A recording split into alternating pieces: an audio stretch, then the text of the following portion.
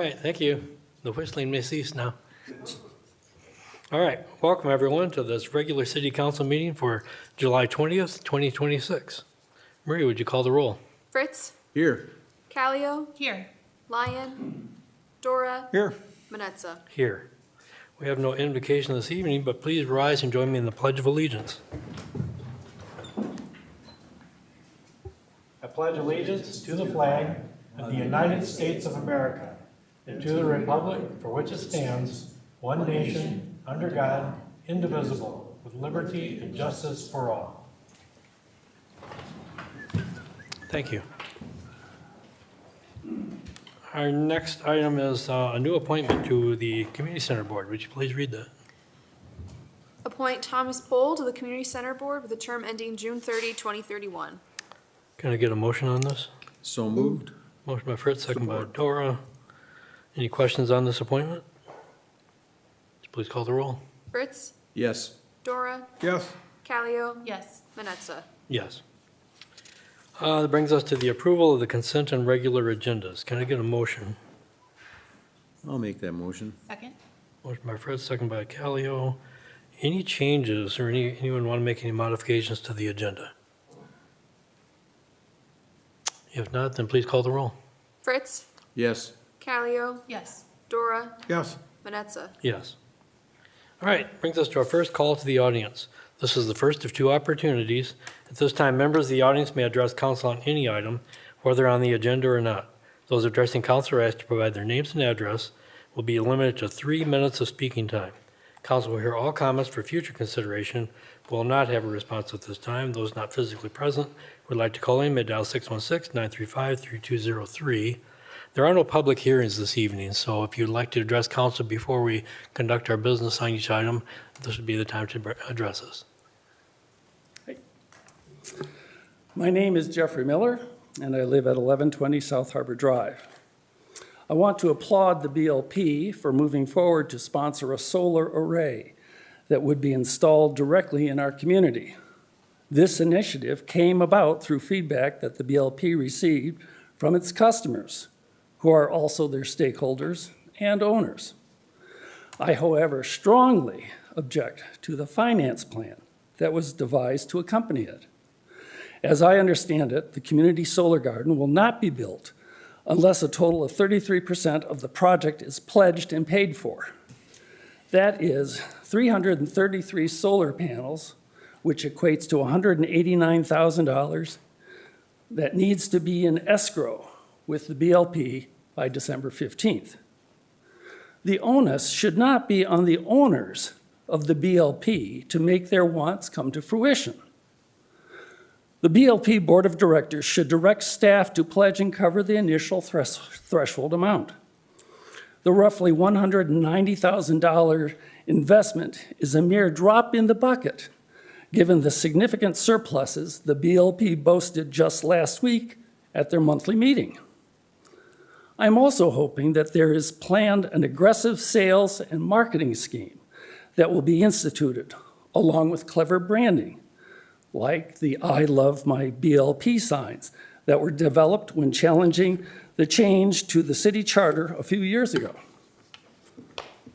Once the BLP has sold the remaining 667 solar panels to customers from all walks of life, companies, government agencies, churches, NGOs, and individuals, then the initial 330 panels that the BLP pledged can be transferred back to waiting, wanting customers at the same cost of $570 each, thus lessening the BLP obligation. Given the way the current program appears to be structured, the failure might be falsely used as future justifications to pursue other load-generating options that are capital intensive and not renewable. It should not be incumbent on the collective owners of the BLP to have to pony up the money. The BLP Board of Directors should lead the way with a financial commitment to and for the community. Thank you very much. Thank you, Jeff. Who else would like to address council?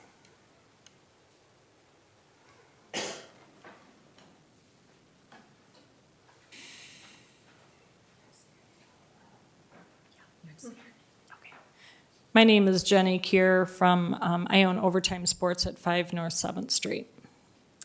I'm Rachel Jakubiak. I own Fashion Forward Consignments on the corner of Washington and 7th. I'm Joyce Workman. I own Vintage Green, 7 North 7th. We are here because we support the new Flatiron program that's going in the building that we currently are in. I've been there for 14 years. I love my location. I'm really excited. I've been telling customers for over a year, not only about the project on the corner, but the project that is going to be in our building, and how much nicer our neighborhood's going to be, and all the opportunities that it's going to give to all the retailers that live in our neighborhood and restaurants. So I really am hoping to get support from the city council for that project to begin. I agree. I have only been in my new location since last mid-November, and what a change for me from being around the corner on Columbus where nobody could see me.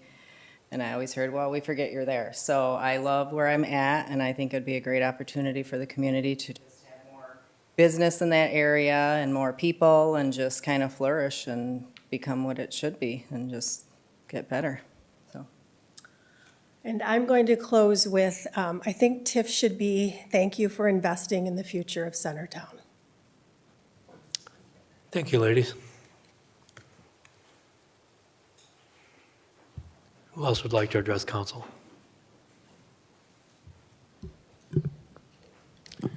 Good evening. Jim Hagan, 400 Lake. I'm going to be speaking about the same topic I spoke about last council meeting, and that's the Flatiron Project and my concerns about the safety due to the proximity of hazardous material shipment on the track. I sent all of you an email this afternoon. I hope some of you have looked at it, and it actually takes a dimensional snap from the Ottawa County GIS system from the middle of the track to the edge of the existing building, which people have said we're going to use the same footprint. You know what it was? 16 feet. 16 feet is not an acceptable distance from a building to a hazardous corridor. I love the idea of building up Centertown, but that's not the location for starting to put in residential housing above commercial and retail. When it started in 1858, we had retail. That's great. You know, as the community in West Michigan developed, we started shipping chemicals up to Muskegon, fuels up to Muskegon, propane up to Muskegon, ethanol up to Muskegon. That, and as I mentioned last time, we have about 500 to 520 train shipments a month. And let me get the number. Here we go. Of the hazmat tank cars a year, it's 1,000 to 3,000. Each of those hazmat tank cars is between 20,000 and 30,000 gallons. 30,000 gallons is equivalent to 4 of the gasoline tankers that we see, the single tankers, not the double tankers. That is a huge amount of chemicals, of flammable materials. We've been fortunate in all the times that we've had shipments right through that area that we haven't had a terrible accident. Other areas have had terrible accidents. As a result of the one in Quebec, I don't know, a dozen or so years ago, the Railroad Association put out a recommendation that nothing be located more than or closer than 100 foot to tracks. In Michigan, often the same type of minimum distance is followed, 100 foot. It's actually in Canada, it's 30 meters, 98 foot. And some areas have zoning regulations that go up to 300 foot. I have absolutely nothing against developing Centertown. I think it's a fantastic idea. What I am concerned about, and my request is that we have a formal HAZOP, hazard analysis of that situation. We have a formal report, and then we have a formal sign-off by city officials, including administration and including our safety officials. I mean, actual signatures. Thank you. Thank you, Jim.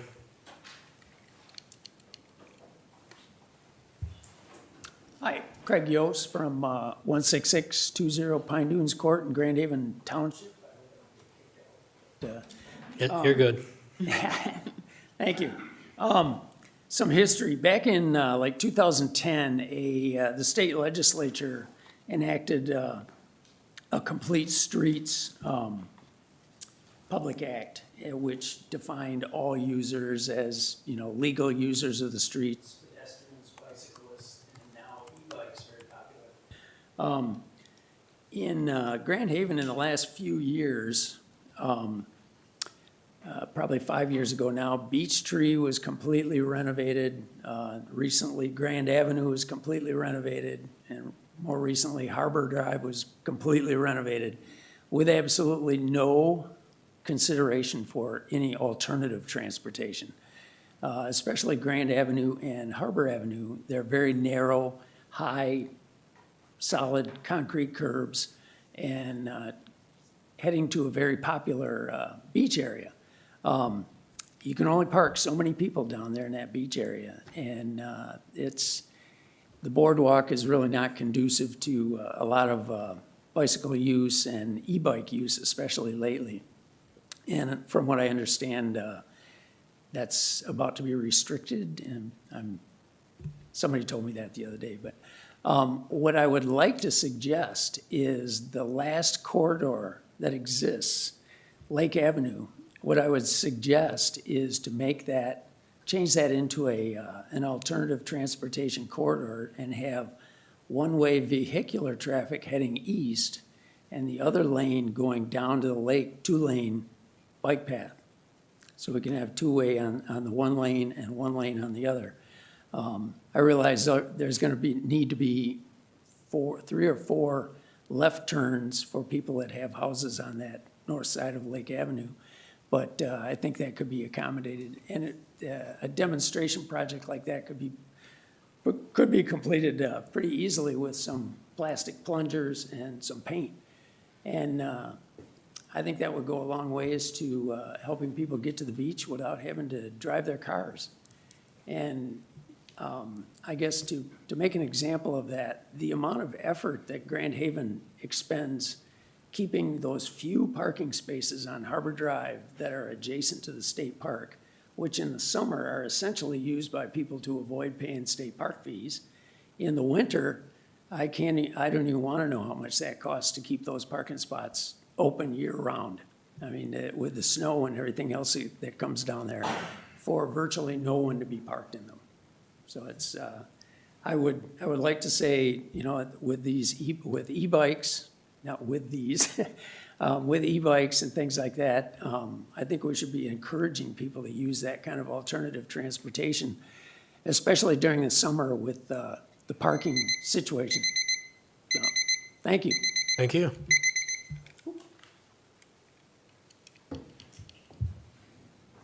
Who else would like to address council at this time? There will be another call to the audience at the end of the meeting, but by that time, we will have dealt with our business for the evening. So if you'd like to address council now would be the time. Seeing no one come forward, we're going to close the call to the audience. And now we have a presentation. Marie, would you let, never mind, she's up there. We have a presentation by Marcy Lynch. Hi, Marcy Lynch, 526 Colfax. I am a member of Bucks Pride Cancer Awareness Group through the Grand Haven Public Schools. And we are under the umbrella of Bluebird Cancer Retreats. That's how we are able to do what we do because we're under their 501(c)(3).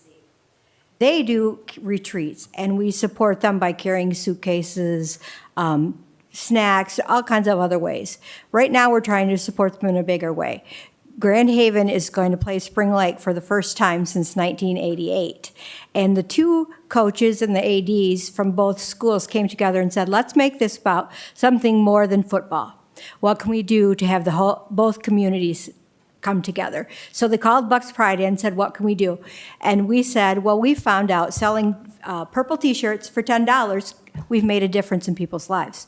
So we came up with $10 signs. that people can put in their yards. If they're from Spring Lake, they can buy a Spring Lake sign. If they're from Grand Haven, they can buy a Grand Haven sign. And today was our kickoff that we pre-sold, but today we were in our first location on Klingel, and it was awesome. And I know there's people in Spring Lake at Orchard Market right now. They're selling signs because they text me and they're selling signs. Grand Haven is currently ahead at 17% of the goal because each school is trying to sell 1,500 signs. So we're at 17%. Today they're at 5%, but I think that's going to change quite a bit by tomorrow.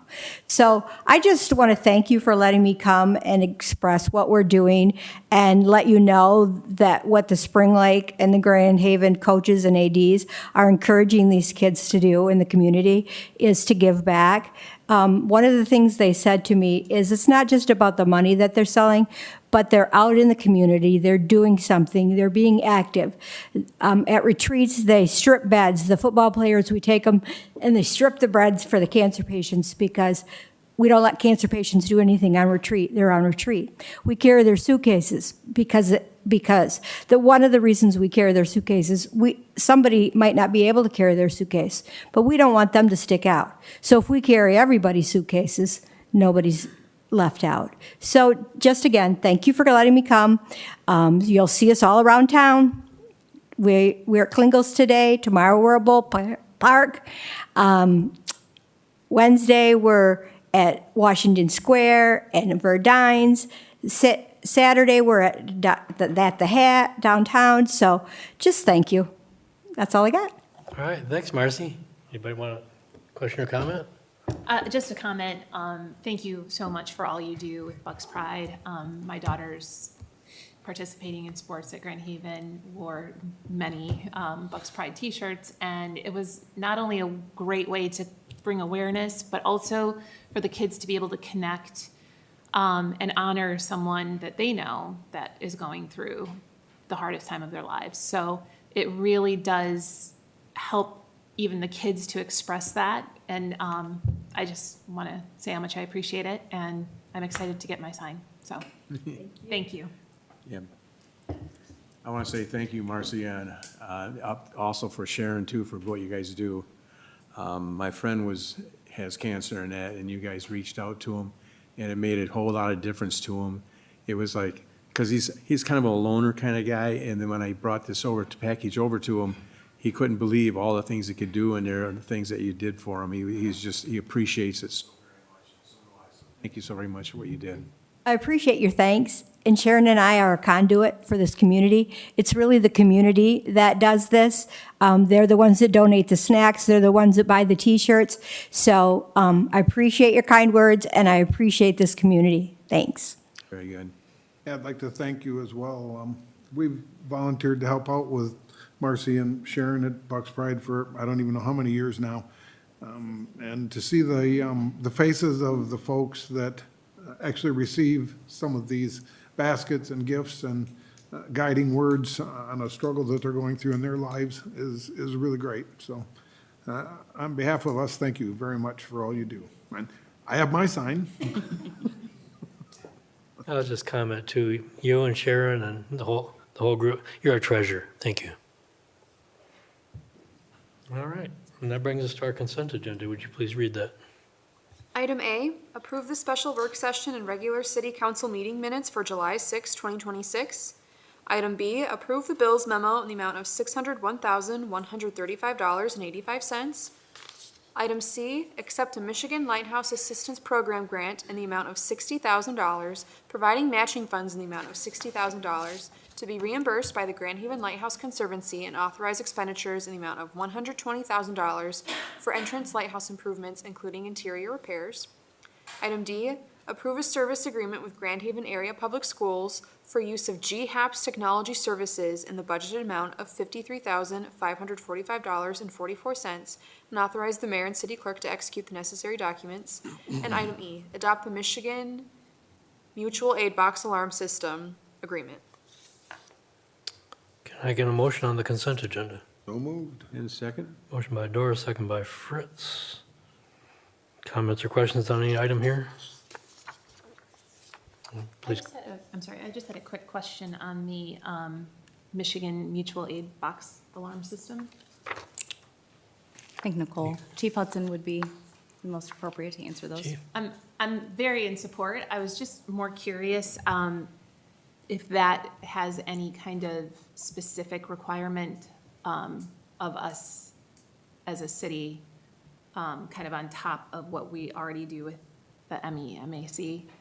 Yeah, so the MABUS agreement has actually been in place for years. It just wasn't executed appropriately several years ago when we came into the agreement, so that's why it's before you today, is just to make sure the necessary documents are created. So there's no cost.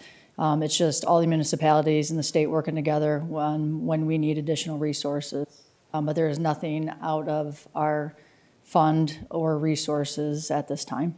And there's no commitment from our city to go and assist others. It's just kind of how it's been done all along. Correct. Okay. So if there is a need and something that we can supply that's not going to affect our operations here in the city of Grand Haven, then we will reach out to them and let them know what our available resources are. Sometimes you have to decline and other times you're able to participate. But it's just an agreement that every municipality signs on for. We're just looking to make sure that we have the appropriate documents this time around. Yeah, and I just think it's important to highlight what a great system that is, I think, for our entire state to be able to request assistance and offer assistance at hard times for Yeah, cities, absolutely. so. The police and fire service does really well partnering together because we can't.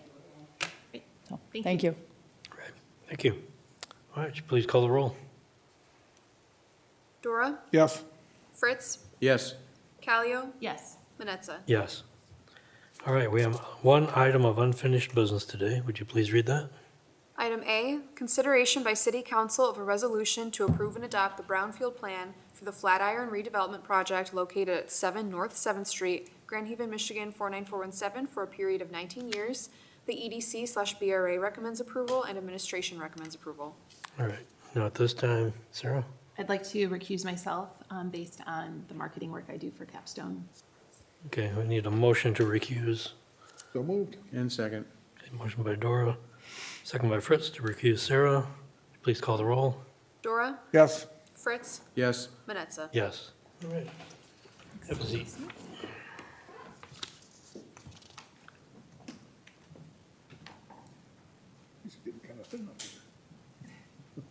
No, I'm not. She wasn't skipped. Okay, now I need a motion for this item. So moved. And second. Motion by Dora, second by Fritz to consider this brownfield plan. All right, Dana, do you want to lead in this? Yes. Good evening. So it has been 2 weeks since you last considered an incentive request on the, what's commonly called the Flatiron Building. Since that meeting, we have not changed, the developer's not come forward with a changed incentive request.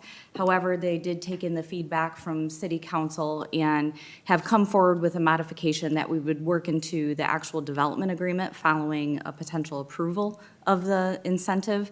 And that would be including some additional public benefits beyond the ones that have been identified previously and stated, and that's enhancing and participating in some of the streetscape elements adjacent to their building for the 7th Street plan. So at the conclusion of their project, they would help to execute some of those streetscape elements where we'd receive more direct, immediate public benefit that the Centertown neighborhood and the community could enjoy. In addition, I did want to call attention to, in your packet, I included a letter of support from Centertown businesses that amplifies their position on why they're recommending support of the project. We do have representatives of the development team here that are able to answer any questions or expand on anything that I shared about the request. All right, thank you. Would the applicants like to speak?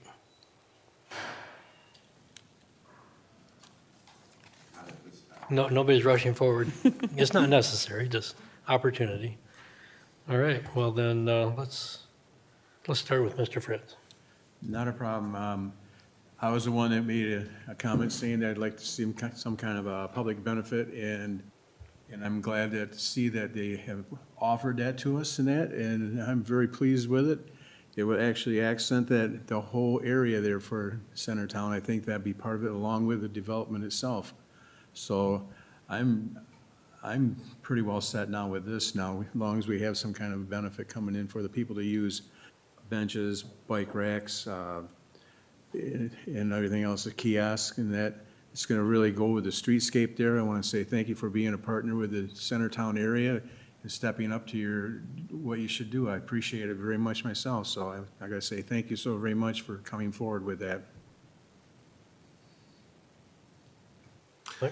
Yeah, I was one that supported this the last time, but I'm just curious, based on the comments that Mr. Hagan has brought up this evening, if any consideration has been given to, as he had described, the number of hazardous shipments that are going through the area and the close proximity to the residential portion of this, if that was looked into, or if not, or just if anything was done with it, or just curious. Since he brought it up, good question. Hi, good evening. John Grotheis, 115 Sherman, and part of the development team. No, would be the short answer. We've had several discussions with the railroad Yep. about an easement if we need to access a portion of their property during construction. They've been very cooperative, but we have not had any discussion, nor have they brought it up in terms of any liability. Since a couple weeks ago, though, I have done a little research, and I guess if we were held to the 100-foot or 98-foot Canadian standards, we'd have a lot of issues along the railroad throughout our city. So based on no problems with the railroad, no existing legislation that would tell us otherwise, we're ready to go forward if we can. Okay. So you're comfortable with the way it is and good to go? Yes. Okay. Okay, well, the size of the easement has been in place for a very long time. It was kind of platted that way in, so. And yes, there's other structures not terribly far from the railroad. It's, and I believe staff review of this project Yes. at the outset involved public safety and those concerns. During the preliminary intake process, the building official and fire marshal, are part of that review process. They also have further review as the formal plans are submitted, but preliminarily, they did not issue any concerns as a part of their review for planning commission approval or for moving the project forward for a formal site plan submittal. All right, and no red flags from the railroad? No. Okay, understand. All right, well, I voted for this last time. I intend to vote for it again.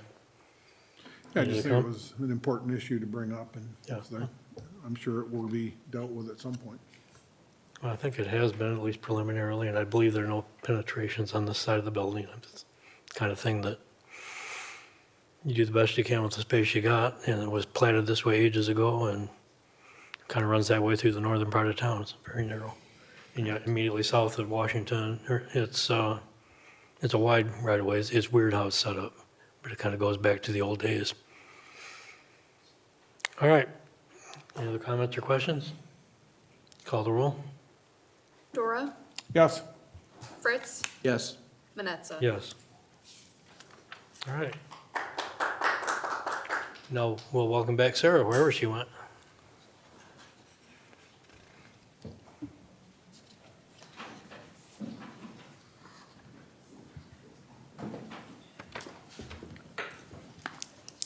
All right, first item of new business, please.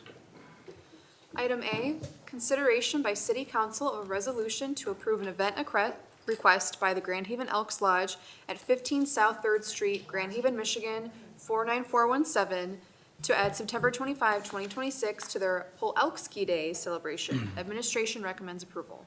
All right, can I get a motion on this? So moved? Second. Motion by Fritz, second by Callio. Brian, are you presenting this? Yes, sir. Good evening, City Council. Brian Droz, Waterfront Events Manager for the city. Before you tonight is a request from the Grand Haven Elks Lodge, number 1200, to expand their Pulaski Day celebration by adding a second day to this year's event. Last year's inaugural festival was a well-attended and a great success, prompting the organization to request adding Friday, September 25th, while continuing the Saturday festivities.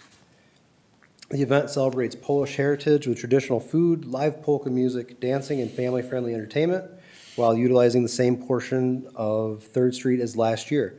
This additional day will allow more residents and visitors the opportunity to enjoy a festival that was very well received in its first year. Okay, any questions? Comments? Great event. Only comment I can say is it's in Sarah and mine backyard, basically, and I had such a great time there last year. Seeing my wife is Polish, it really makes it a lot of fun. And also my neighbor on the corner there, he's Len Vukanowski, enjoyed his time there. So I think it's go another day, we fine. Like to hear some more polka music though. It's, yeah, it's really good. So I'm all for it. I think it's a great time and it was well attended and it was very well organized. So, thank you. Yeah, I think it sounds fun, so I'm hoping that we can join this year. Or just report. It was great last year being one day long. It'll probably be even better this year being 2 days. It'll be twice as much fun. Twice as much. All right, Happy music for happy please call the people. roll. Fritz, Yes. Callio, Yes. Dora, Yes. Manetza. Yes. All right, next item, please.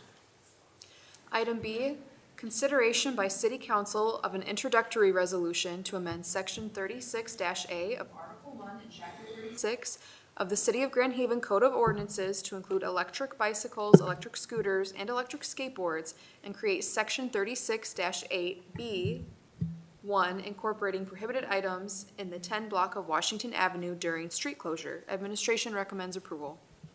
All right, I need a motion. So moved. Second. Motion by Callio, second by Nora. Chief, would you like to explain what we're doing? Yes, Nicole Hudson, Director of Public Safety. So before you today is first of 2 readings. We're trying to bring our city ordinances up to date. This last ordinance has not been updated since 2011. And it strictly did not have electric bicycles, electric scooters, or electric skateboards in that section. So we are adding those to make sure that enforcement is not going to be an issue on our end. And the second that we are adding new to our city ordinances is over the years with that 10 block of Washington being closed. It was a slow start over the first few years, but we've seen that area grow. And DDA, the City of Grand Haven's done a great job trying to bring in events, picnic tables to make that a more welcoming, family-friendly spot. Unfortunately, with that comes electric bicycles, electric scooters, bicycles, and whatnot through a large crowd of people throughout the days and evenings. So we're just looking at trying to make that a zone during the street closures from Memorial Day to Labor Day where it can be a no-wheeled zone, just like the sidewalks, to make sure everybody is attending downtown in a safe manner. Questions, comments? I think it mentioned signage or some kind of communication device. What will that look like? So the city manager's office and I and DPW will get together to figure out what signage is going to be appropriate, obviously with DDA's input to make sure that the signage is appropriate. It's also still maintains that level of charm downtown, but a lot of it's just going to be through education. It's going to be making contact with everybody down there. We do have additional foot patrol down there during the weekends, starting from now through the mid-August. So in hopes that we can start to educate, get the word around social media, and at some point, hopefully, the word will spread. So then that way there is less enforcement down there. But we will get with the city manager's office to make sure there's appropriate signage down there. And I think I'm going to kind of comment on both Yeah. because I know they're separate, but I think this is important. I think that e-bikes, as beneficial as they can be for transport, have become a safety issue for pedestrians. So I'm grateful to your department for looking into this and trying to figure out ways to make our pedestrians in these areas as safe as they can. And then the flip side of that is, too, we want to make sure it's done in a way that isn't making everything look, can't do this, can't do this, can't do this. And so the signage, and I think kind of how we're communicating that is very important, and just to be as welcoming, particularly because we're having a huge influx of tourism Yeah. soon and Absolutely. now, and we want to never make sure want to that- deter people from going down there. But at the end of the day, when you have busy pedestrian traffic and also electronic transportation, modes of transportation, it's sometimes never user-friendly. So we're taking baby steps instead of going 0 to 100 and just saying no electronic bikes throughout the city. We're just trying to progressively change our city ordinance in hopes that at some point, parents will start to educate their children, because it starts at home, and then we can hopefully enforce with our new city ordinances to make it a little bit safer in the downtown areas, and then see how we can expand throughout the city. And really what it's doing is just updating according to new technology. that Absolutely. Wasn't available in 2011, so. Correct. Okay, thank you very much. You're welcome. Yep, I'm good. Okay. Good. Okay, I got a couple of questions for you. The memo that we have in our packet talks about amending section 25-40 definitions, but no language was included for that amendment. So that needs to be part of this, and the agenda item, the motion that we have on the floor also doesn't include that. It just says 36.8 and then 25-44, so that got left out. So somehow. I'll address that. That's an astute observation. We actually had removed that, and that was unintentional after some misunderstanding about what that language was attempting to achieve. But Chief Hudson and I have since talked about it, and we'll make sure that as we move forward in the process, there will be a first reading for that section as well, in that new language, as well as adoption separately. So we'll be 1 week behind on that particular update to the ordinance. We could, if someone wanted to, Yes, amend the second item here, which deals with section 25, that's correct. and add that in, and then expect to see the formal language on the second reading. Yes, that language is created, so certainly you could do that. So when we get to that item, I might entertain an amendment if anybody's interested, because it looked like something just got left out. Without those definitions, I don't know if you can do any of the rest of this. So the definitions were submitted, unfortunately, just, Yeah, well, they're in the memo, but they're not in anything else, and nor in the write-up of the motion, so we'll deal with that in a few minutes. The prohibition on use is on the sidewalks in the first 3 blocks and in the social district. so not the In the social side- district, it's strictly Not just so- the I mean, sidewalks. The closed block, I'm sorry. Correct. Yeah. For this one, correct, But they would still be allowed in the street. correct. Okay. Because they are classified as an e-bike per the state of Michigan, so they have every right to be on a bicycle Okay, what on the about, road. what about in Lynn Sherwood Stadium? Is that included in either of these areas? Is it considered part of the boardwalk or part of the downtown? So if we look at the next agenda item, that will be incorporated with the boardwalk. Okay, because I see people arriving at Lynn Sherwood Stadium on e-bikes and scooters and such, and that's really not a problem as long as they kind of check them at the door and don't go through the crowd in them. But then I see kids, I mean, sometimes big kids, on scooters and things and trying to navigate through the crowds. That gets to be a little bit scary. Mhm. So I just want to make sure that was covered in here somewhere. Also, I noticed in section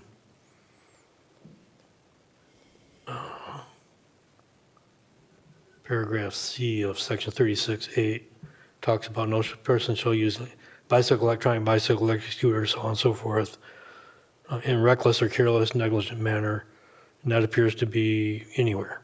Correct. Is that the intent? So Correct. it's not Again, we're just- Not we're- just downtown on sidewalks, but it gives you authority to use this anywhere somebody's being reckless. Correct. So this is, again, just trying to make sure our city ordinance is up to date to add all the electronic modes of transportation. So we already had that in our ordinance. It just, again, hasn't been updated. And so this is just allowing us an extra additional resource to be able to use site under the city ordinance versus the state law. Okay. All right, those are the only other questions I had on this item, and when we get to the next one, we may be prudent to amend that so we can get this stuff moving together. Okay, any other questions on item B here on chapter 36? Please call the roll. Calio, Yes. Dora, Yes. Fritz, Yes. Manetza. Yes. All right, now if I could have a motion on item C. Oh, you want to read item C? I'm sorry. Consideration by City Council of an introductory resolution to amend Section 25-44 of Article 3 in Chapter 25 of the City of Grand Haven Code of Ordinances to include electric bicycles, electric scooters, and electric skateboards. Administration recommends approval. Can I get a motion as it's written? So moved. Second. Okay, motion by Kelly, second by Dora. And as we just discussed, this neglected to include the definitions of these things. Would anybody be interested in amending this to include an amendment to section 25-40 for definitions? And if anybody needs a copy, I actually have it right here, already written out as a city ordinance. Well, you've already, Wants to actually see it? all right, well, Motion to amend, okay. to include the left out. Thank you. Okay, motion by Dora, Second. second by Callio, to amend this motion to include those definitions in 25-40. Everything else in the memo would be correct then. Correct. Any questions on what we're doing here? Nope. Okay, let's vote on the amendment. Dora, Yes. Calio, Yes. Fritz, Yes. Manetza. Yes. Any other questions or comments before we vote? On which one? Now we're on the main motion. We want to talk about it a little bit. Okay, go ahead. Contains with the boardwalk and all that, right? Correct. So per definition with the city ordinance, it is the easterly section where the boardwalk and the state park end, technically where that gate is. And then it goes all the way through town, Sherwood Stadium, also up through Chinook Pier, and essentially by the Wharf Marina. So that is classified as the boardwalk under the city ordinance. And what is the, so people at home know, what do we have for regulations right now on the boardwalk in that whole distance? So right now, foot traffic is a preferred method of transportation. Ever since 2011, skateboards were the only mode of transportation that was prohibited on the boardwalk because in 2011, we had a problem with skateboards. And so here we are 15 years later with the development of electronic scooters, skateboards, and e-bikes. And we even noticed when we're trying to get out to the pier or out to the state park through that with the increase in pedestrian traffic, regardless if you are abiding by the pedestrian right-of-way, staying to the right, calling, it is a very congested area. Especially when you get open water, it's not always the safest. So again, this would prohibit any type of bicycles, electric bicycles, electric scooters, et cetera, on the boardwalk.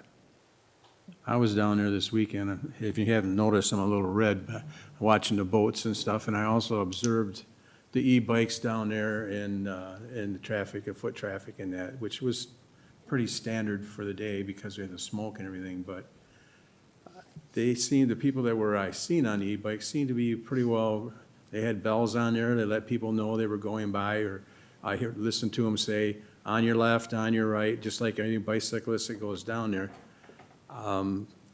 You have old coach I had, Steve Sluka, told me, he says, one bad apple spoils a whole bunch, and it's one of the memo I kind of remember a lot. But what I saw this weekend, I did not see any of the hooligans, shall I say, or whatever you want to call them, getting in the way of people. They were very courteous, and I'm having a hard time trying to figure out, should we stop them or not? And I know it's a new thing, and all the e-bikes they are motorized. We don't want motorized stuff on there, but the state doesn't recognize it like a motorcycle. Correct. It makes it really difficult for us.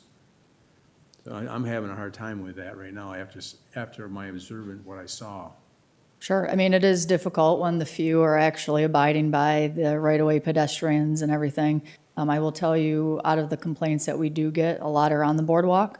But unfortunately, when it comes to these electric bicycles and electric scooters, it's either all or nothing. because when it comes down to the class 1, 2, 3 in the state of Michigan, from an enforcement standpoint, it's too difficult to distinguish how old they are, if they're supposed to have a helmet, what kind of class bike.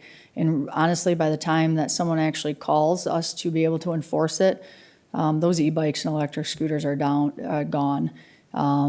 So I understand where you're coming from, absolutely. It's never easy to prohibit all of these items from the people that are actually abiding by the rules, but with the amount of complaints, and this has been a hot topic, we had to start somewhere. Yeah, I really think we should go to our legislators and tell them they are motorized and call them a motorized vehicle so we can get that on record form. So people know that we don't allow motorized vehicles down there. That's been the standard all along. You can't ride a scooter down there. So I see where you're coming from far safety wise, but what I observed was totally different. If you have a really busy day, you don't want them down there. I understand that 100% because they do move along quite fast and they come up on you really fast.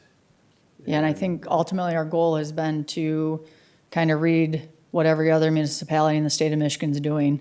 And they're only doing what they can because they're really hoping the legislators finally step in with the amount of complaints and issues we're having with this. And so if we take small baby steps to try to protect some of our areas where there's a larger percentage of population within our community, then maybe at some point something will stick on the state side that makes enforcement a little bit easier. Thank you. So.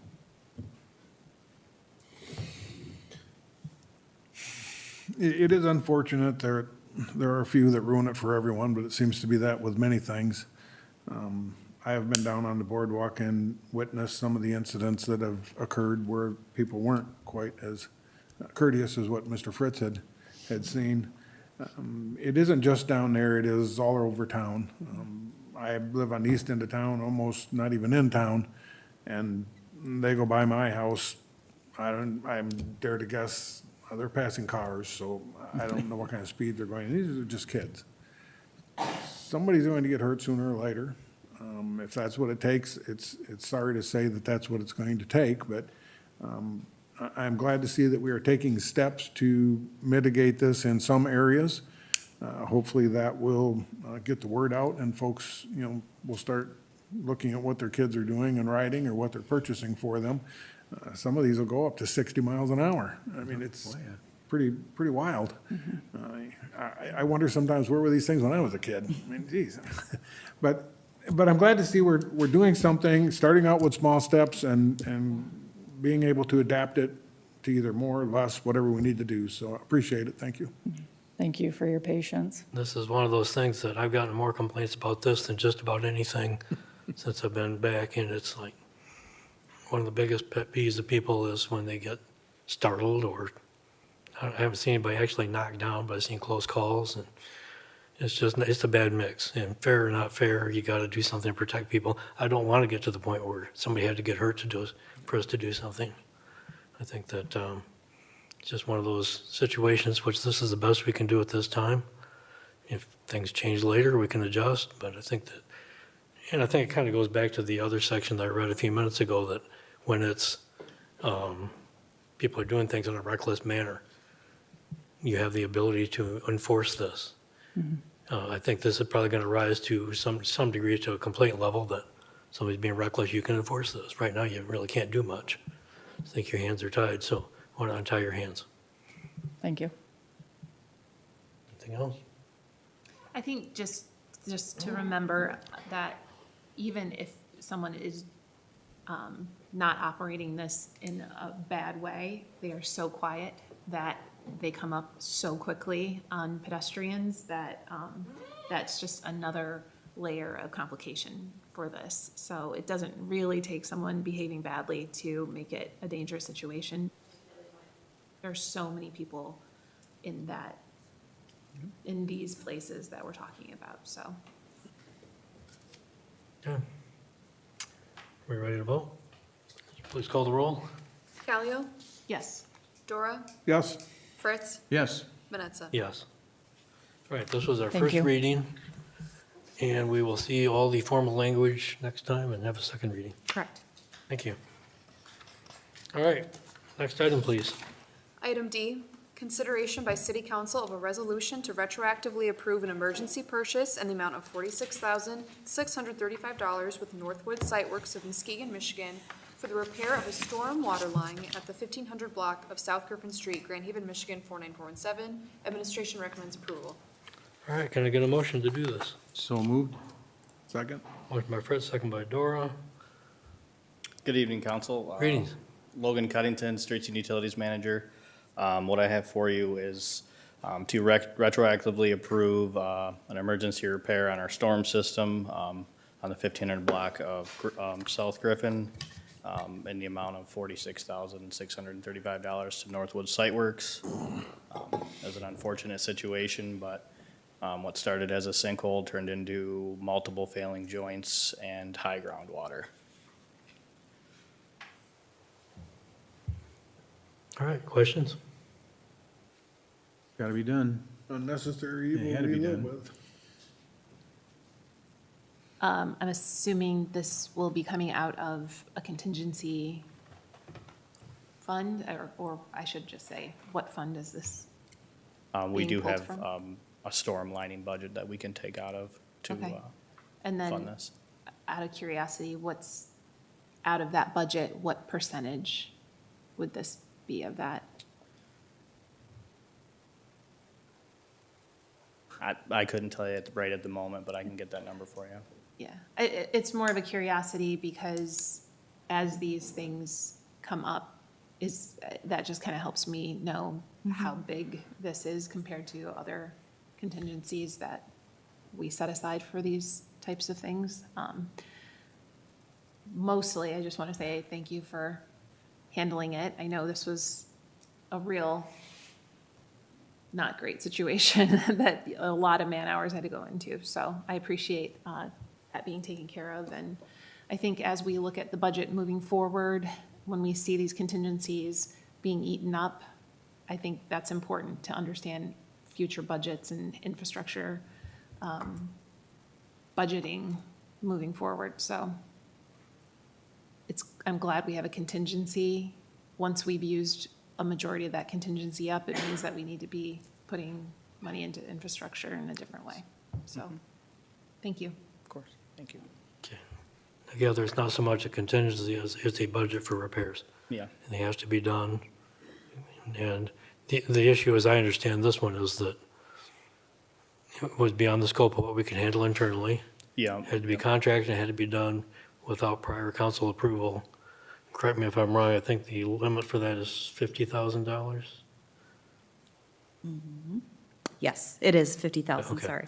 I was looking at, we did budget $250,000 in Yeah, that and- budget, and so it- I was just getting clarification for Sarah. If we Thank reach a you. point where that's gone, we have more repairs to do, we will have to reallocate money in. Exactly. them. We'd have to reevaluate what the line items are. So the process, as I understand it, because we dealt with this during the high water stuff, finance director, the city manager, and is it public safety or public works? Public Works. Public works director, if the three of them agree it has to be done, then they can do it up to $50,000 and then come to council for retroactive approval. My question now, a few years later and several inflationary cycles later, is that a reasonable amount of money? 50,000, is that a good limit? You know, I think every situation's a little bit different, but that's something that we can talk about as a group and come up with a better number for you. Well, maybe before our next budget cycle, we can talk about that. What I those just don't want us to be thresholds. in a position where you've got an emergency and the rules require you to convene council for a hurry-up meeting to authorize something more than $50,000. That's the only question I have. Obviously, it has to be paid for, and I'm glad that you guys responded. It's all done now, and until next time. I do want to just add, Sarah, to your point, we do keep track of where we're having breaks in our systems across our utilities. So if we start to see patterns emerge for capital planning and such, it'll help us maybe redirect or reprioritize if necessary. Thank you. Okay, any other questions? No. Nope. Call the roll? Fritz? Yes. Dora? Yes. Callio? Yes. Manetza? Yes. And that concludes our items of new business for the evening. That brings us to the report by city council. Who would like to make a report? Well, I'll go if you want me to. Was it Thursday? We took a trip down to Detroit for the changing of command for the Army Corps of Engineers, and which was really nice. We all had our City of Grand Haven shirts on, stood in front of everybody as they're doing their ceremony. When they first came up and they introduced everybody, they introduced the exiting commander and his family. Then they introduced the new commander coming in and his family, and the next one on the line was they welcomed the City of Grand Haven for being here. And I thought that was very impressive that they recognized us as being the first ones there to recognize us. So I want to say thank you for all of us for showing up for a ceremony like that, because we let them know that we're very proactive on getting our dredging done. The mayor here definitely talked about 4 or 5 different ones, and we all let them know that we need their assistance also here in Grand Haven, and they understood very much so. I'm glad that we were there to represent the City of Grand Haven for that. I've been always kind of proactive on doing things like that and showing up, and they knew right away when we walked in that we were City of Grand Haven because we were dressed entirely. It was really good. So I want to say thank you guys. It makes me feel good. But then Friday, we took a trip down to Zeeland to check out their power plants that they have. And that was pretty impressive too. They got a really old plant.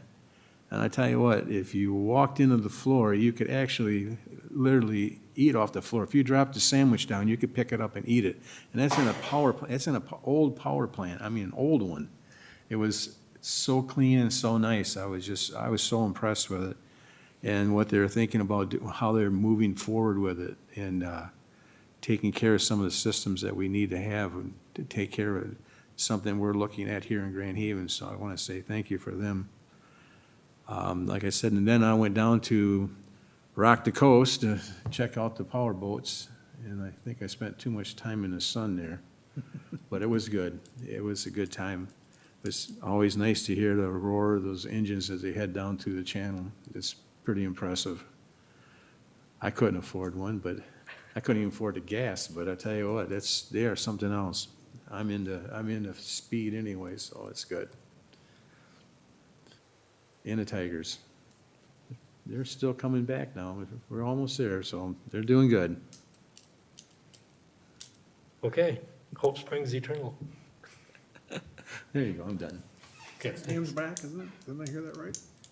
What's that? They're like 6 games back right now? 6 games back. That's what I thought. And like, what, 3 games out of the wild card, so not bad. Sarah, anything? Yeah, so this is one of my favorite times of the year, not only for the obvious Coast Guard Fest that's coming up, and I will mention that more, but it's also blueberry season now, and I love that we are a very specific area that has a lot of heritage with blueberries and still pretty high production, and so got my first round of blueberries, and FYI, was able to pet a baby Highland cow at Crossroads Blueberry shop, and they'll be back August 1st. So that was maybe one of the highlights of my life. It was probably the cutest thing I've ever seen. And then Coast Guard Fest, I think this is a very exciting time, and I'm wishing everyone a safe and happy start to that coming up. We were in Maine a few years ago, and we were at a tourist spot as tourists, and kind of a salty older gentleman came up to us and said, "What do you need to know?" And we had a nice conversation with him, and he, directed us to some great things in that area, and it really stuck with me, and I appreciated that a lot. And I would challenge locals to maybe offer that to some of the tourists that are coming, and let us see our kind of magical city through the eyes of new eyes again, and what would we want them to know, and interact with them, because it is a great city, and we can be proud of that. So, and then just speaking back to the e-bikes, I very much appreciate public safety and what they're putting in place for safety of our city. I also just want to keep kind of pushing the idea of making it possible to have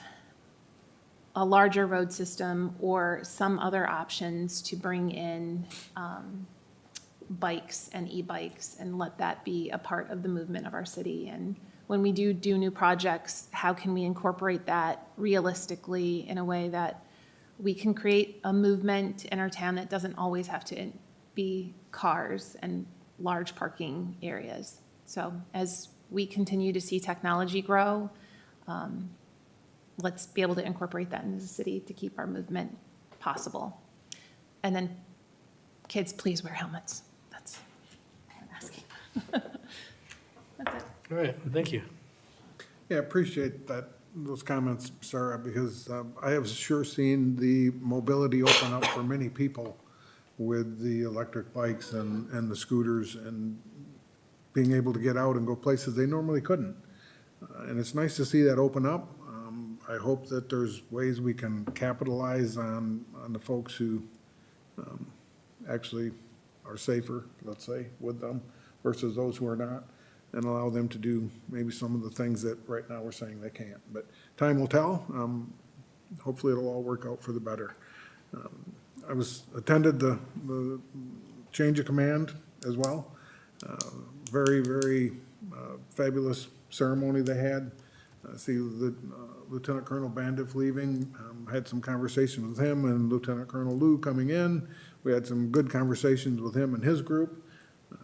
Appreciate everything that the Corps of Engineers obviously does for us and working with the city, and look forward to that continuing on a good basis from conversations we had with those two gentlemen. So always good news. Mike's not kidding. We toured the Zeeland Power Plant, and Sarah was with us, and that place, for as old as it is, was immaculate. I mean, immaculate. Some of the diesel generating engines they had there were 40 years old. I mean, I think they still had original paint without a mark on them. I mean, they were very well maintained. That was not the reason of our tour. The reason of our tour was to take a look at the small diesel generators that they have for peaking units. This is something that's not new. We've talked about it several times with the BLP and locations to put it, and the benefits of it with the extended renewables that are coming online and the reliability. It's good to hear that the BLP is looking at contingency plans to come up with to help keep our rates low and our service as reliable as it always has been. So that was a great time as well. Adding on Sarah's, looking forward to the Coast Guard Festival.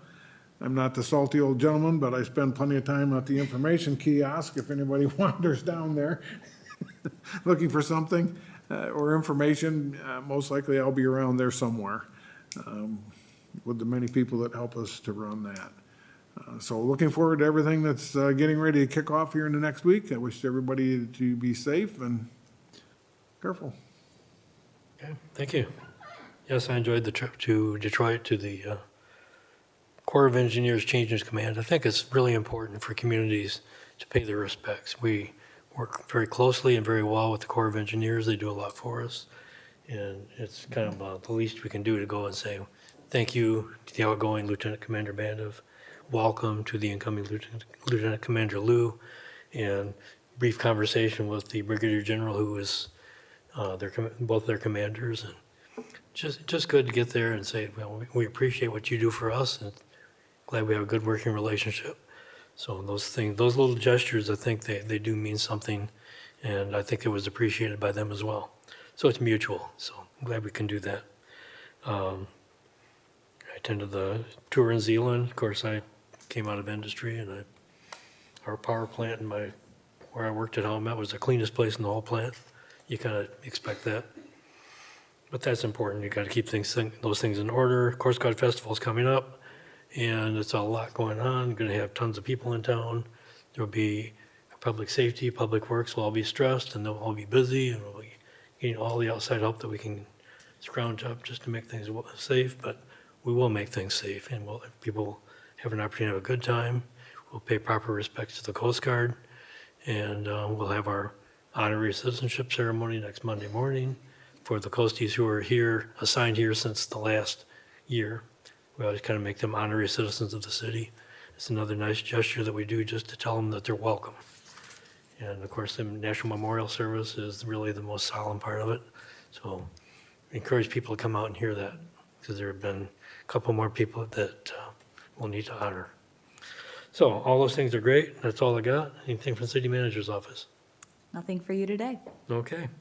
In that case, that brings us to our second call to the audience.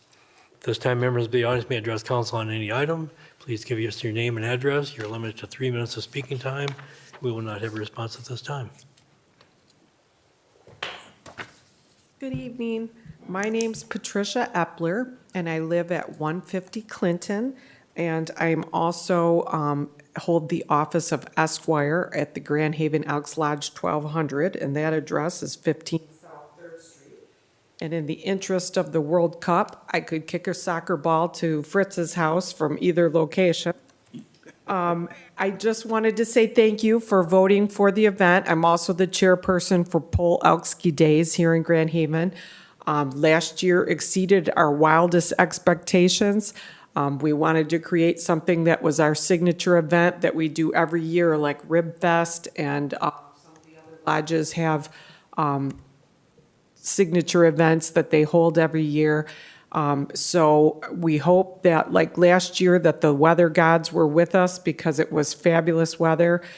We do want to expand so that it's all day Saturday, like 12 to 10, all day Friday, all day Saturday, and then we will be out of your street by noon on Sunday. This year, Councilmember Fritz mentioned earlier he'd like more Polish music. That was, if there was any complaints last year, that was the biggest one. So we have Polish bands coming both nights.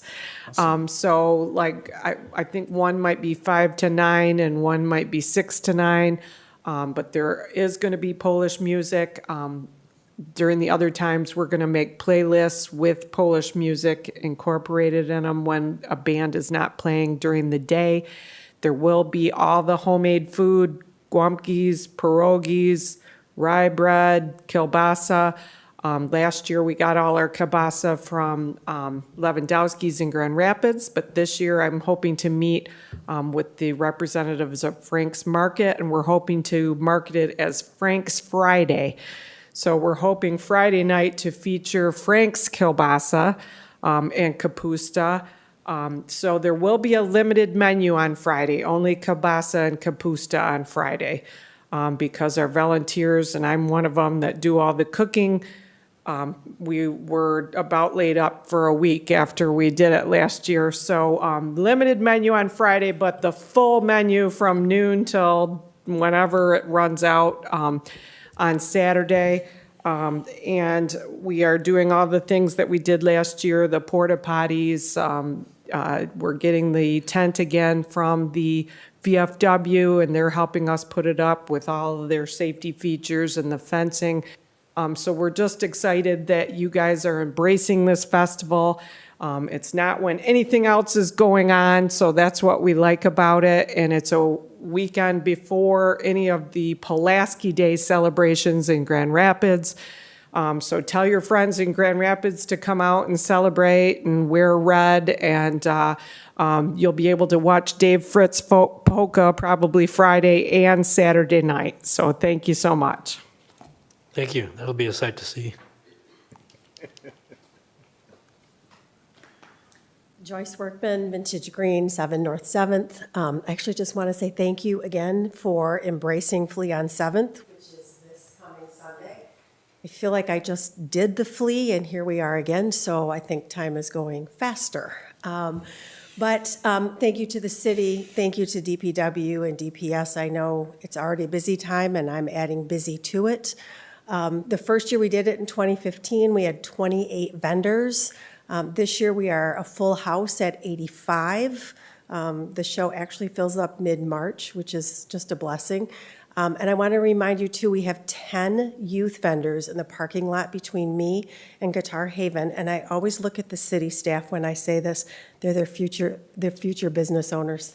So stop, embrace them, thank them. They're getting their feet wet in the entrepreneurial world. If you buy something, that's lovely, but just encourage them. I'm anticipating about 5,000 people this year, so I have let chief and the fire marshal know always, so that we're within code. But again, I do hope to see you there. I know it's a busy time, but if you get a chance, swing by. Thank you. Thank you, Joyce. Jim left, so there's just me. My name is Jeffrey Miller, and I live at 1120 South Harbor Drive. To follow up on my earlier talk about the BLP's Community Solar Garden, there are a few things the council may want to consider. First, as mentioned at the BLP board meeting last week, they're hoping to have a joint meeting with you at the end of the third week in August. They want it to be closed door and to discuss the legal and financial issues as it relates to Harbor Island. Whether the meeting takes place or not, and regardless of whether it is open or not, I think you should press them on why they can't financially support the Community Solar Garden project. They have the money. Didn't they just buy a building that wasn't in their previous year's budget? And as leaders in our community, you might consider helping out the BLP by getting people and organizations to think about being a part of the Community Solar Garden. Wouldn't it be great if every institution, public and private, would get behind this project? Harbor Transit, Tri-Cities Museum, 4 Points Senior Center, the various libraries in the area, the water company, the sewer treatment plant, the various schools, you name it. Just think if, when walking downtown, merchants could boast a small little window decal that said something to the effect, "I've got a panel in the Grand Haven Community Solar Garden." And neighbors could consider having a yard sign in their front lawns saying, "I've got a panel in the Grand Haven Community Solar Garden." Isn't that the kind of positive image Grand Haven would like to show its visitors? Everybody uses electricity. And at the moment, the BLP's energy portfolio boasts 33% of it being renewable. But alas, to date, only 15 entities have pledged and paid for only 20 panels. And the BLP stated last week that they're not going to do anything new or exciting or innovative to get the community excited. The Community Solar Garden possibility is exciting, but the BLP needs to step up their game, think and work outside their traditional venues, and most definitely lead by example financially. Thank you very much. Thank you, Jeff. Anyone else? Then we will close this call to the audience, and if there is no further business, this meeting will be adjourned. Thank you for coming.